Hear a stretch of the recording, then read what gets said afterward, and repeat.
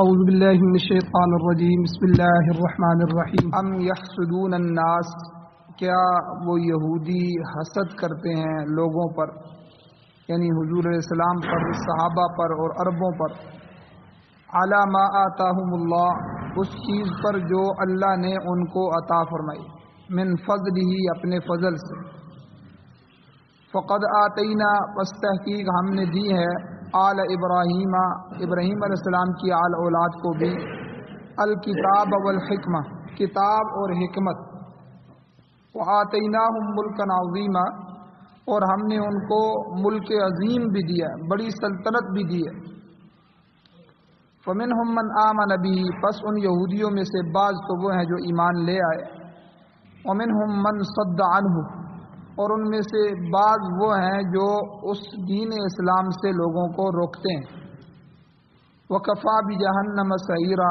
اور کافی ہے جہنم بڑکتی ہوئی آگ، ان الذین کفروا، بے شک وہ لوگ جنہوں نے انکار کیا، کفر کیا، بآیاتنا، ہماری آیتوں کا، سوف نصلیہم نارا، ان قریب ہم داخل کریں گے ان کو آگ میں، کلما نضجت جلودہم، جب بھی جل جائیں گی ان کی کھالیں، تو بدلناہم جلودا غیرہا، تو ہم اس کے علاوہ دوسری کھال ان کی بدل دیں گے، لیذوقوا العذاب، تاکہ وہ چکھیں عذاب کو، ان اللہ کان عزیزا حکیما، بے شک اللہ تعالیٰ زبردست حکمت والا ہے، اور والذین آمنوا، دوسرا وہ طبقہ جو ایمان لایا، وعملوا الصالحات، اور انہوں نے نیک اعمال کیے، سندخلہم، ان قریب ہم ان کو داخل کریں گے، جنات، ایسی جنتوں میں، ایسے باغات میں، کہ تجری من تحتها الانہار،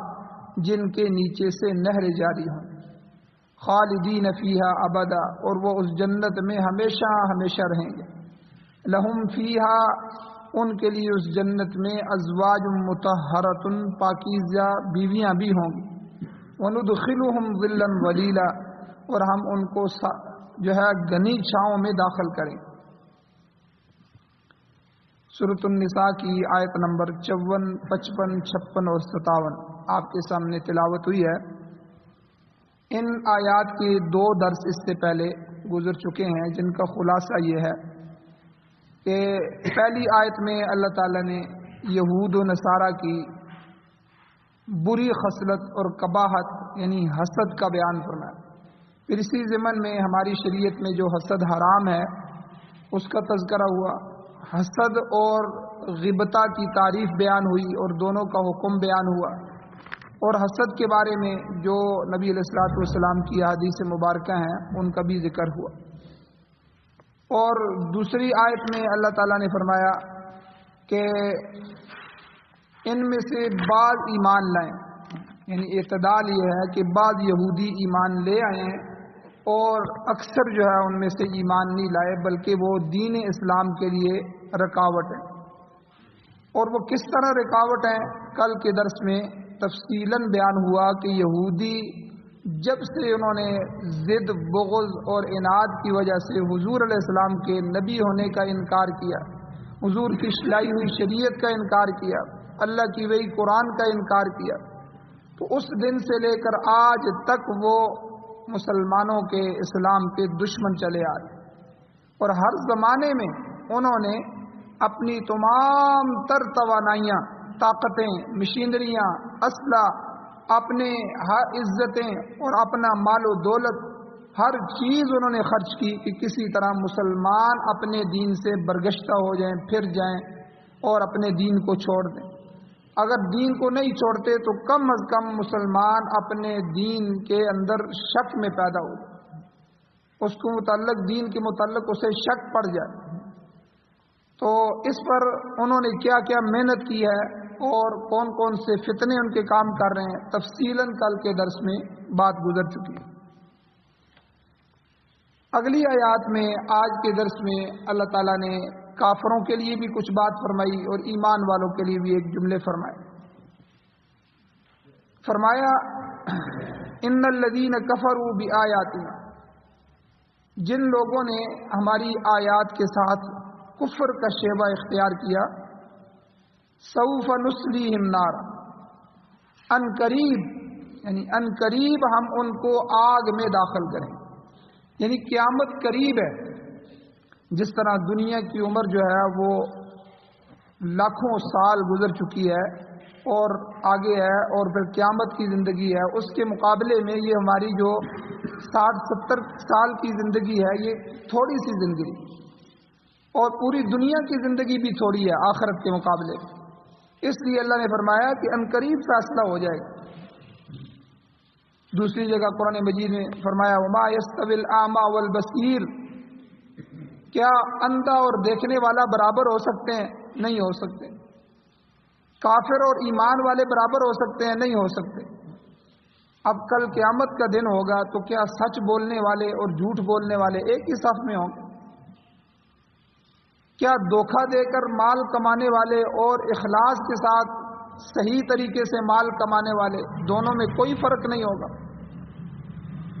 اس لیے اللہ تعالیٰ جب یہ فیصلہ فرمائیں گے تو کافروں کے لیے کیا فیصلہ ہوگا؟ اللہ نے خود فرما دیا قرآن میں سوف نصلیہم نارا، ان قریب اس آنے والے دن ہم انہیں جہنم کی آگ میں داخل کریں۔ تو کفار میں سے یہودی ہو گئے، نصرانی، عیسائی ہو گئے، مشرکین ہو گئے، یہ سب شامل ہیں جنہوں نے اللہ کی آیات کا انکار کیا۔ اور اللہ تعالیٰ نے قرآن کی اس آیت میں فرمایا کہ یہ سزا جو ان کو دی جائے گی جہنم میں، یہ سزا بیچ میں سے روکی نہیں جائے گی۔ دنیا کی سزا ہے، اس میں بیچ میں ریمانڈ ہوتا ہے، ریمانڈ کے بعد پھر رک جاتا ہے، پھر اسے جیل ہو جاتی ہے، پھر وہ بیٹھا رہتا ہے وہاں، کچھ مشقت بھی آ جاتی ہے۔ اللہ نے فرمایا نہیں، یہ سزا مسلسل سزا ہوگی۔ جہنم کی جو سزا ہوگی وہ رکنے والی نہیں ہوگی، مسلسل سزا۔ اللہ نے فرمایا کلما نضجت جلودہم، جب وہ آگ میں جائیں گے تو ظاہر بات ہے کہ آگ جسم کو جلاتی ہے، تو جب ان کے جسموں کی کھالیں جل جائیں گی، جب ان کے جسم جل جائیں گے تو بدلناہم جلودا غیرہا، تو ہم ان کی کھالیں تبدیل کر دیں، ان کی جگہ نئی کھال لے کے آ جائیں۔ تو مقصد یہ ہے کہ ایک دفعہ جل جانے سے ان کا کام ختم نہیں ہو جائے، کیونکہ انسان تو کہے گا کہ کاش، اور حضور علیہ السلام نے حدیث میں بھی فرمایا کہ جنتی جب جنت میں چلے جائیں گے، جہنمی جب جہنم میں چلے جائیں گے، تو جنتیوں کو یہ فکر ہوگی کہ شاید کبھی موت آ جائے اور موت کی وجہ سے پھر جنت ہم سے چھن جائے۔ جس طرح دنیا میں ہم نے مکان بنائے، پیسہ جمع کیا، سارا کچھ کیا، موت نے آ کے وہ سب کچھ چھین لیا۔ تو ہو سکتا ہے کہ جنت میں ایسا ہو جائے، اور جہنمی تمنا کریں گے یا ہم خواہش کریں گے کہ کسی نہ کسی وقت موت آئے گی اور ہماری یہ سزا ختم ہو جائے گی۔ تو حضور نے فرمایا اللہ تعالیٰ ایک مینڈے کی شکل میں سب کے سامنے موت کو لائیں گے، اور موت کو موت دی جائے گی، موت کو ذبح کر دیا جائے گا۔ اے جنتیوں تم بھی دیکھ لو، اے جہنمیوں تم بھی دیکھ لو، آج کے بعد مرنا نہیں۔ یہ دنیا کے معاملات تھے، چونکہ تمہیں آخرت کی طرف منتقل کرنا تھا، اس لیے یہ انتقال ہو جاتا ہے یہاں سے، یہ فلاں کا انتقال ہو گیا، فلاں کی وفات ہو گئی، ٹھیک ہے۔ تو یہ آدمی منتقل ہوتا ہے اگلے جہان سے، جس طرح ایک ماں کے پیٹ میں نطفہ ہوتا ہے، وہاں انسان بنتا ہے، اس نے وہاں رہنا نہیں ہے مستقل، وہ اس کا گھر نہیں ہے، اس نے دنیا کے لیے آنا ہے، تو وہاں سے آگے دنیا میں آ جاتا ہے، اس کی پیدائش ہو جاتی ہے اگلے جہان میں، دنیا سے منتقل ہو کر آدمی آخرت میں۔ اب وہاں جانے کے بعد اب اس کے لیے کوئی موت نہیں ہے، جو فیصلہ ہوگا وہ ہمیشہ کے لیے ہوگا۔ تو یہاں بھی اللہ نے فرمایا کہ ان کا یہ کام ختم نہیں ہوگا، بلکہ ایک کھال جلنے کے بعد دوسری کھال فوراً پہنائی جائے گی، وہ جل جائے گی تو اور دے دی جائے گی، اور یہ سزا ہمیشہ جاری رہے گی۔ کعب احبار جو ہیں، یہ یہودی کی ایک روایت ہے، اس کے مطابق 1 گھنٹے میں 120 دفعہ کھال تبدیل ہو، جہنم میں 1 گھنٹے میں 120 دفعہ انسان کی کھال تبدیل ہوگی، گویا ہر 1 منٹ کے عرصے میں 2 دفعہ انسان جلے گا، 2 دفعہ اس کو جو ہے وہ ختم ہوگا اور پھر اسے وجود دیا جائے گا۔ 2 दफ़ा उसकी खाल जलाई जाएगी और 2 दफ़ा उसकी नई पहनाई जाएगी। ये बात काब अखबार उन्होंने हज़रत उमर रज़ी अल्लाह ताला अन्हु के सामने बयान की और कहा कि मैंने अपनी किताबों में ये बात पढ़ी है। चुनाचे हज़रत उमर रज़ी अल्लाह ताला अन्हु ने इस बात की तस्दीक की कि बिल्कुल ये बात सही है। और एक चीज़ जहन्नम में और होगी, जिस तरह जन्नत में बहुत सारी चीज़ें बदल जाएंगी, मसलन जन्नत के अंदर जो है वो बुढ़ापा नहीं होगा, जवानी होगी, और हर दिन जन्नती की खूबसूरती में इजाफा होगा। जन्नत को खूबसूरत बनाया जाएगा, जन्नती को भी खूबसूरत बनाया जाएगा। खूबसूरत जन्नत के लिए खूबसूरती जो है खूबसूरत जन्नती, तो उसकी खूबसूरती में हर दिन इजाफा होगा, उसकी जवानी में हर दिन इजाफा होगा, बुढ़ापा नहीं होगा। वहाँ ये थूक नहीं होगा, ये जो हम लुहाब है ये नहीं होगा, ये सारी गंदगियाँ नहीं होगी, पेशाब पखाना नहीं होगा। जो खुराक होगी वो खाएंगे, बस वो डकार आएगा, वो हजम हो जाएगा, वो जिस्म का हिस्सा बन जाएगा, खून बन जाएगा। जो अल्लाह दुनिया में खुराक के एक हिस्से को पेशाब की तरफ, एक हिस्से को पखाने की तरफ, आंतों की तरफ भेज देते हैं और एक हिस्सा जिगर की तरफ चला जाता है जिसका हिस्सा खून बनता है, तो वहाँ जन्नत में सारा ही खून बन जाएगा, सारी खुराक ही जो है वो जिस्म का हिस्सा बन जाएगी, तो वहाँ ये गंदगियाँ नहीं हो। इसी तरह जहन्नम में इब्तदा में तो हर जहन्नमी की शक्ल व सूरत आदमी की होगी, मगर जहन्नम में जाने के बाद जिस्म के अंदर जो है वो कलानी आ जाएगी, यानी जिस्म बड़ा हो जाएगा, और जिस्म जितना बड़ा होगा उससे गर्मी और सर्दी वगैरह का एहसास भी उतना ही ज़्यादा होगा। तो इसलिए बल्कि कई अहादीस में फरमाया कि एक एक पहाड़ जितनी उसकी दाढ़ होगी। जहन्नम इतनी बड़ी जहन्नम, अल्लाह ताला ने वादा किया है उसको भरने का, तो अल्लाह उसको भरेंगे। और फरमाया अल्लाह ने कि हम आग की ये सज़ा देंगे, और क्यों देंगे? लियज़ूकुल अज़ाब, ताकि वो हमारे अज़ाब को चखें। और दुनिया में हमने उन्हें कुरान भेजा, दुनिया में हमने उन्हें कहा कि लोगों, मुसलमानों जो है नमाज की तरफ मुतवज्जो हो जाओ, ये काम करो, हलाल कमाओ, हराम की आमेज़श ना होने दो, और फला फला काम करो उससे मैं तुमसे राज़ी होता हूँ, फला काम न करना उससे मैं तुमसे नाराज़ होता हूँ। अब ये इम्तिहान गाह है दुनिया, अब यहाँ से इंसान चला जाएगा तो अल्लाह ताला कहेंगे मैं फैसला करूँगा। तो ज़ाहिर बात है जिन्होंने मेरी बगावत में ज़िंदगी गुजारी, मेरी मुखालफत में ज़िंदगी गुजारी, मेरे पैगम्बर की मुखालफत में ज़िंदगी गुजारी, उनकी सुन्नतों को नहीं सीखा, उनको उनकी सुन्नत वाली ज़िंदगी को अपनी ज़िंदगी नहीं बनाया, उसके मुकाबले में अपना आइडियल किसी गुलकार को बना रहे हैं, किसी क्रिकेटर को बना रहे हैं, किसी अदाकार को अपना आइडियल बनाया हुआ है। हुजूर की शख्सियत को शख्सियत नहीं बनाया। किरदार तो सबसे आला हुजूर का है, इखलाक तो सबसे आला हुजूर के हैं, खूबसूरती तो सबसे आला हुजूर की है, दीन तो सबसे आला हुजूर का है। तो इसलिए अल्लाह ताला ने फरमाया कि ये हम आग की ये सज़ा देंगे, लियज़ूकुल अज़ाब, ताकि वो आज अज़ाब को चखें। और उस वक़्त वो बंदा हसरत और अफसोस का इजहार करे कि हाय काश मैंने क्यों इन आयात का, अल्लाह की आयतों का इनकार किया, क्यों लोगों को गुमराह करते रहे, क्यों खुद गुमराही में पड़े रहे। फरमाया इन्नल्लाह काना अज़ीज़न हकीमा, बेशक अल्लाह ताला गालिब है और वो मुजव्वज़ा जो सज़ा है उस देने पर कादर है। वो हकीम भी है कि अपनी हिकमत के साथ काफरों को मुकर्ररा वक़्त पर ज़रूर सज़ा देगा। बाज़ दफ़ा अल्लाह ढील देते हैं, ढील देते रहते हैं, तो आदमी को जब पकड़ते हैं तो फिर फ़ौरन पकड़ लेते हैं। अब यहाँ तक काफरों के बयान के बाद आगे अल्लाह ताला ने ईमान वालों के लिए तरगीब का पहलू भी बयान किया।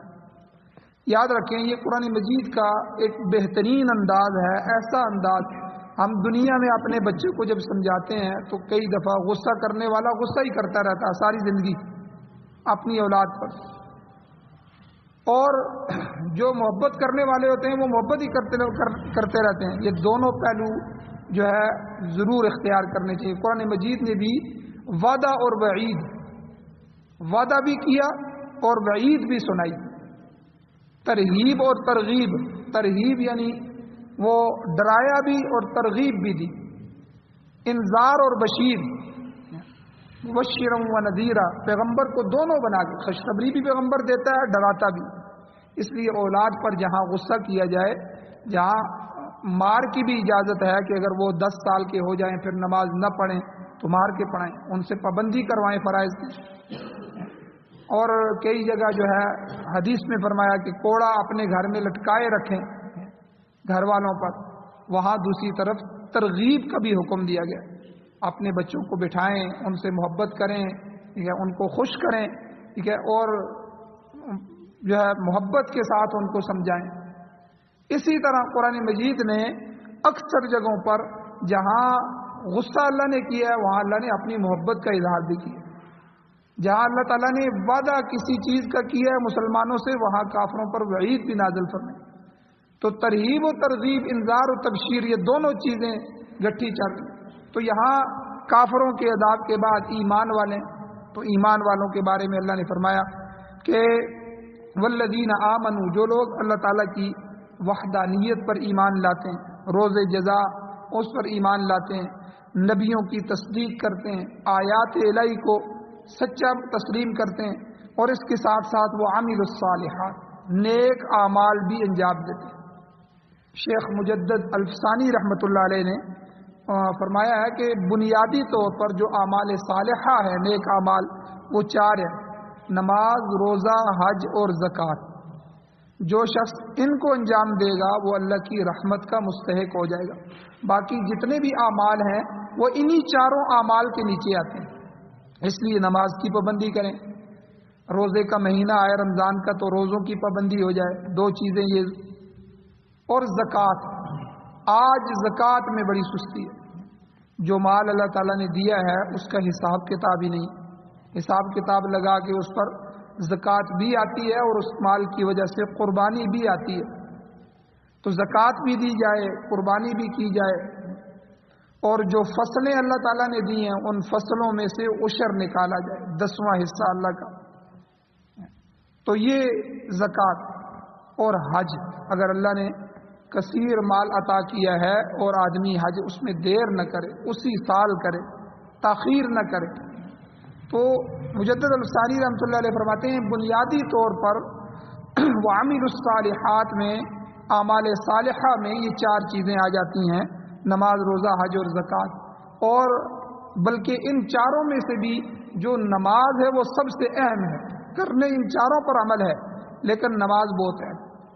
इसके बारे में कई अहादीस हैं। हुज़ूर अलैहि सलाम ने एक हदीस में फरमाया कि क़यामत वाले दिन सबसे पहला हिसाब जो है वो नमाज होगा। अगर नमाज मुकम्मल निकल आई तो अल्लाह ताला बाकी मामलात में भी चश्मपोशी कर देंगे, बाकी मामलात को भी माफ़ कर देंगे और उसमें आसानियाँ कर देंगे। और जो है अगर नमाज ही मुकम्मल ना निकली, 5 वक़्त की पूरी ना हुई, या 5 वक़्त की हुई तो वो अल्लाह के यहाँ मकबूल ही ना हुई, सही तरीके से ना हुई, तो फिर आदमी गड़बड़ के अंदर आ जाएगा। तो इसलिए अल्लाह ताला ने फरमाया कि वल्लज़ीना आमनू, जो ईमान लाते हैं, ईमान लाने के साथ वो आमिलुस सालिहात, नेक आमाल करते हैं, तो हम क्या कहेंगे उनको? सनुदखिलुहुम, अनकरीब हम उनको दाखिल करेंगे। जिस तरह वहाँ अल्लाह ने फरमाया सौफ़ नुस्लीहिम नारा, अनकरीब हमको उनको जहन्नम में डालेंगे काफरों को, इस तरह यहाँ भी फरमाया वो भी क़यामत का दिन करीब आने वाला है। सनुदखिलुहुम, अनकरीब हम दाखिल करेंगे उन लोगों को, ईमान वालों को, जन्नातिन, ऐसे बागों में, ऐसे बागात में कि तजरी मिन तहतिहल अनहार, जिनके नीचे नहरें जारी हैं। और नहरें कैसी होंगी? कुरान मजीद में दूसरी जगह अल्लाह ने फरमाया मिन माइन गैरि आसिन, ऐसा पानी होगा साफ शफाफ, चांदी की तरह चमकता हुआ पानी। ये दुनिया के पानी की तरह नहीं होगा, साफ पानी, खुशबूदार पानी, उसमें बदबू कभी नहीं होगी। गैर आसिन, और दूध की नहरें होंगी, दूध की नहर जारी हो जाना, साफ सुथरी दूध की नहर। और इसी तरह जो है शहद की नहरें होंगी, शहद आज खाने के लिए नहीं मिलता, और वहाँ शहद की नहरें जन्नत में दाखिल। और इसी तरह जो है शराबन तहूरा, پاکیزہ شراب، وہ شراب نشے میں نہیں لائے گا، وہ شراب سرور اور مستی دے گا، اس سے مزہ آئے گا، لیکن وہ عقل کو معاف نہیں کرے گا۔ تو یہ نہریں اللہ جاری کریں گے جنت میں، ان چیزوں کی نہریں ہیں۔ تو اللہ تعالیٰ کہتے ہیں ان قریب ہم ان جنتیوں کو، ایمان والوں کو ایسے باغات میں داخل کریں گے جن کے نیچے نہریں جائیں گی۔ اب جب یہ ایسی نہریں مل جائیں تو انسان کو خدشہ رہتا ہے کہ ہو سکتا ہے کچھ عرصہ کے لیے ہمیں یہاں رکھا جائے، پھر یہاں سے شفٹ کر دیا جائے، نکال دیا جائے۔ تو یعنی کسی خاص مدت کے لیے جنتی کا قیام نہیں ہوگا۔ اللہ نے فرمایا خالدین فیہا ابدا، وہ ہمیشہ ہمیشہ رہیں گے اس میں، اور انہیں وہاں ہر طرح کی رہائشی سہولت حاصل ہوگی، تمام نعمتیں انہیں وہاں میسر ہوں۔ اور پھر ظاہر بات ہے انسان جب اکیلا ہوتا ہے تو وہ تنہائی محسوس کرتا ہے، تو اللہ تعالیٰ مومن کو تنہائی بھی محسوس نہیں کرنے دیں۔ لہم فیہا ازواج مطہرہ، وہاں ان کے لیے پاکیزہ بیویاں ہوں گی جو ان کی طبی خواہش کو بھی پورا کریں گی۔ اور پاکیزہ بھی کیسی کہ نہ ان کو بول و براز کی حاجت ہے، نہ پیشاب پخانے کی ضرورت ہے، نہ حیض کی نجاست ہے، نہ ہی کوئی اور آلائش اور گندگی ہے، نہ پسینہ ہوگا، نہ بدبو ہوگی۔ تو یعنی جسم کے لحاظ سے بھی طبعاً بھی وہ پاکیزہ ہوں گی، اور معنوی طور پر بھی پاکیزہ۔ علماء نے لکھا یہ دونوں طور پر پاکیزگی ہوگی ان عورتوں میں، ان حوروں میں۔ ایک تو ان کا جسم پاک صاف ستھرا ہوگا اور جسمانی لحاظ سے کوئی گندگی ان کو نہیں ہوگی، دوسرا جو ہے ان کے اخلاق اعلیٰ ہوں گے معنوی طور پر، کہ وہ خوش شکل اور خوش صورت ہوں گی، خوش اطوار ہوں گی، خوش اخلاق ہوں گی۔ تمام اخلاق حسنہ، جتنے بھی اچھے اخلاق ہیں، اخلاق حسنہ مطہرہ، وہ ان میں شامل ہوں۔ اچھی بیوی تو اس دنیا میں بھی سعادت سمجھی جاتی ہے۔ حضور علیہ السلام کی حدیث موجود ہے، حضور علیہ السلام نے ارشاد فرمایا جس شخص کو اچھا مکان مل جائے، اچھی سواری مل جائے اور اچھی بیوی میسر آ جائے دنیا میں، تو یہ دنیاوی اعتبار سے بھی اس کے لیے جنت ہے، سعادت ہے۔ اور اگر بیوی جو ہے تعینہ علی امر دینہ، دین کے معاملات میں تعاون کرنے والی ہے، تو یہ مزید اس کے لیے باعث راحت ہے۔ دنیا میں آدمی کو یہی چاہیے، آدمی کس لیے کرتا ہے کہ ایک اچھا گھر بن جائے، شادی ہو جائے، ٹھیک ہے، اچھی بیوی میسر آ جائے، اور کوئی اچھی سواری مل جائے جس سے میرے سفر آنا جانا آسان ہو جائے۔ بس یہ تین چیزیں، تو حضور نے یہی تین چیزیں بتائیں۔ اپنا گھر ہو جائے، چھوٹا سا ہو، اچھا گھر ہو، اور جس میں آدمی اپنی عزت کو محفوظ کر سکے، راحت سے بیٹھ اٹھ سکے، اور اپنی نیند پوری کر سکے اپنے سکون کے لیے اس گھر، اور پھر اس کی جب شادی ہو جائے تو بیوی اچھی مل جائے، اس کو خوش کرنے والی، اس کے کاموں میں ہاتھ بٹانے والی، نافرمان نہ ہو، پھر اس کو اللہ تعالیٰ اس کی ضرورت کی اچھی سواری دے دے، جہاں جانا چاہے اپنی مرضی سے جس وقت چاہے چلا جائے۔ تو حضور نے فرمایا حدیث میں کہ یہ جو ہے دنیا کے اندر بھی اس کے لیے راحت ہے، سعادت ہے۔ تو بہرحال اللہ تعالیٰ نے فرمایا کہ جنسی خواہشات کی تکمیل کے لیے جنت میں مومنوں کے لیے پاکیزہ بیویاں ہوں گی جو ہر قسم کی آلائش سے پاک ہوں گی اور خوش کرنے والی ہوں گی۔ مکان، لباس، خوراک، بیوی، نیک لوگوں کی رفاقت، یہ مادی نعمتوں کا عروج ہے دنیا میں۔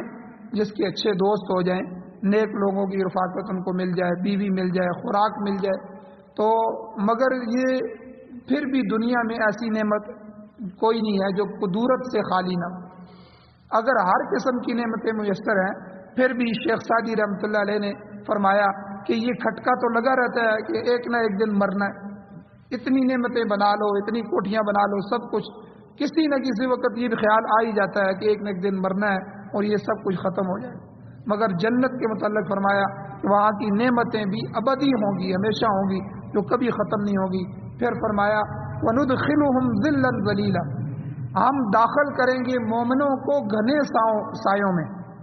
اس کی تشریح ترمذی شریف کی روایت میں موجود ہے، خود حدیث میں موجود ہے کہ جنت کے ایک ایک درخت کا جو سایہ ہے اتنا لمبا چوڑا ہوگا کہ کوئی گھوڑ سوار آدمی جو گھوڑے پہ سوار ہو جائے لگاتار 100 سال بھی اسے کراس نہیں کر سکے، عبور نہیں کر سکے۔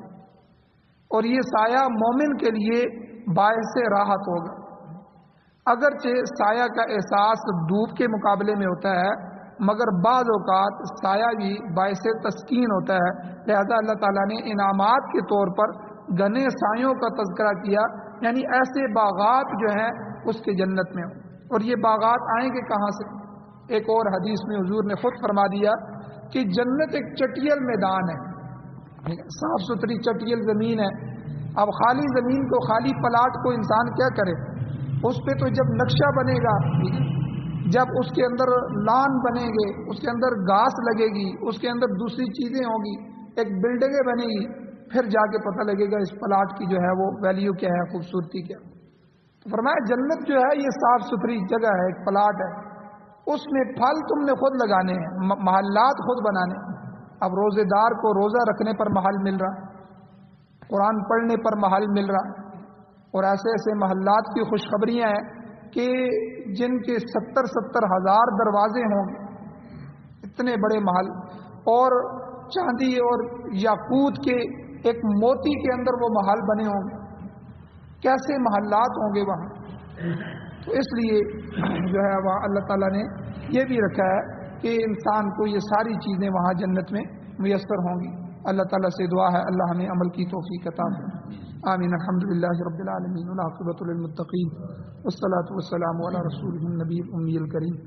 یا اللہ ہماری کمیوں کو تہیوں کو معاف فرمائی، یا اللہ ہمیں اپنی نافرمانوں کی صفوں میں شامل نہ فرمائی، یا اللہ ہمیں جہنمیوں کی لسٹ میں شامل نہ فرمائی، یا اللہ ہمیں ایمان والوں کی جنتیوں کی لسٹ میں شامل فرمائی، یا اللہ یہود و نصارہ کے نقش قدم سے ہمیں محفوظ فرمائی، دنیا کے شکنجے سے ہمیں محفوظ فرمائی، یا اللہ بقدر ضرورت بقدر افادیت ہمیں دنیا عطا فرمائی، زیادہ سے زیادہ عطا فرمائی، عزت والی عطا فرمائی، یا اللہ بغیر طمع اور لالچ والی عطا فرمائی، یا اللہ رزق حلال وسیع اور وسیع تر وافر عطا فرمائی، یا اللہ پھر دل کھول کے اپنی رضا کے لیے اپنے تمام رستوں میں، تمام مصارف میں، تمام شعبوں میں خرچ کرنے کی بھی توفیق عطا فرمائی، یا اللہ سعادت والی زندگی اور شہادت والی موت نصیب فرمائی، یا اللہ قرآن و سنت کو بطور آئین نصیب فرمائیے، بطور دستور ضابطۂ حیات ہمارے مقدر فرمائیے، یا اللہ پریشان حالوں کی پریشانیوں کو دور فرمائیے، یا اللہ مقروضوں کے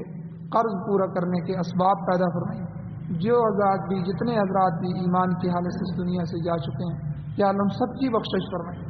صلی اللہ تعالیٰ علیہ خیر خلقہ محمد و آلہ اصحابہ اجمعین برحمتک یا ارحم